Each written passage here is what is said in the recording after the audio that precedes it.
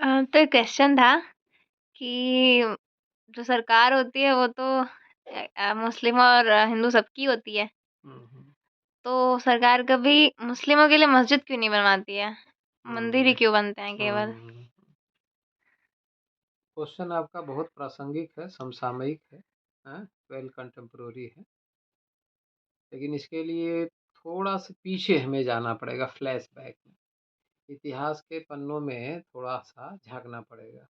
जब आज़ादी की लड़ाई ब्रिटिश गवर्नमेंट के खिलाफ चल रही थी, 1947 तक आते-आते जो प्रमुख व्यक्तित्व उभर कर के आए, वो पंडित जवाहरलाल नेहरू से लेकर के सरदार वल्लभ भाई पटेल, महात्मा गांधी और ये सभी लोग हाई हायर एजुकेशन के लोग थे। ज़्यादातर लोग जो है फॉरेन में, लंदन में पढ़े हुए थे। वहाँ की डेमोक्रेटिक सिस्टम, वैल्यूज़ और डॉक्टर भीमराव अम्बेडकर, संवैधानिक प्रक्रिया, सारी चीज़ें, तो एक लिबरलिज्म उन लोगों के पर्सनालिटी में आया था। लिबरल थॉट्स, मतलब जो सरकार होगी वो सबकी सबकी होगी, किसी एक धर्म के अनुसार सरकार नहीं चलेगी। इसीलिए संविधान जो है सेकुलर डेमोक्रेटिक संविधान की संरचना की गई। इसको और हम स्पष्ट करेंगे एक परिघटना से। उस समय सोमनाथ मंदिर का निर्माण हो रहा था, हुआ। और जो डॉक्टर राजेंद्र प्रसाद हमारे प्रेसिडेंट थे, वो वहाँ के निमंत्रण पे, बुलावे पर जाना चाहते थे, इच्छुक थे। और पंडित जवाहरलाल नेहरू उस समय प्रधानमंत्री थे और उस दौर के दुनिया के तमाम सारी सरकारों के बराबरी की हैसियत वाले थे और व्यक्तित्व भी लिबरल था। उन्होंने उस पर जो पत्र उनको लिखा कि सरकार जो होती है वो किसी एक धर्म की नहीं है, यह सरकार सभी धर्मों की है।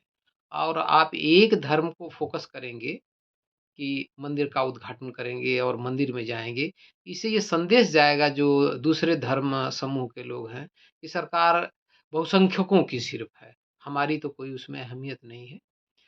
उस दौर का जो व्यक्ति था बहुत ब्रॉडेन था। संविधान की रचना भी उसी पैटर्न में की गई और उसी अनुसार संविधान लागू करने और उसे जारी करने की भी बात की गई। धीरे-धीरे होता क्या गया कि धीरे-धीरे होता क्या गया कि सरकार में ऐसे लोग आते गए जो किसी खास कट्टरपंथी, किसी खास धर्म के ज़्यादा उनके भीतर कट्टरता थी और उनके अंदर लिबरलिज़्म जो वो वर्ल्ड वाइड या ग्लोबल लिबरल पर्सनैलिटी चाहिए था, वो पर्सनैलिटी उन लोगों में नहीं रही।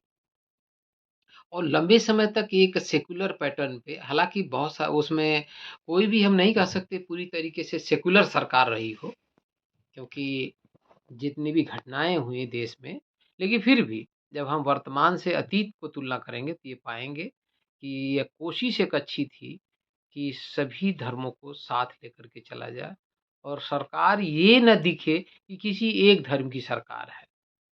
और दुनिया में बहुसंस्कृतवाद ही सफल है। बहुसंस्कृतवाद का मतलब ही है कि हम एक धर्म के साथ दूसरे धर्म को बराबरी का दर्जा देते हुए लेकर के चलते हों।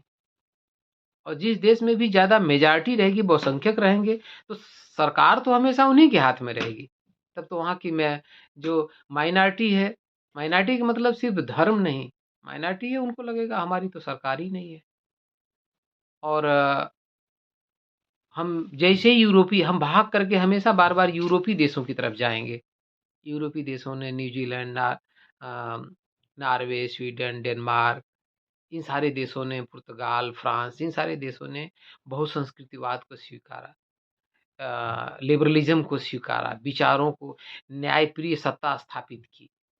एक जुडिशरी का प्रॉपर इम्प्लीमेंटेशन करवाया, जिससे कि एक कम हैसियत वाला आदमी या जिसकी कम औकात समाज में आर्थिक रूप से है, धार्मिक अल्पसंख्यक है, उसे भी समाज में उतनी ही बराबरी का सम्मान मिले, वो भी उसे अपना देश ही समझे।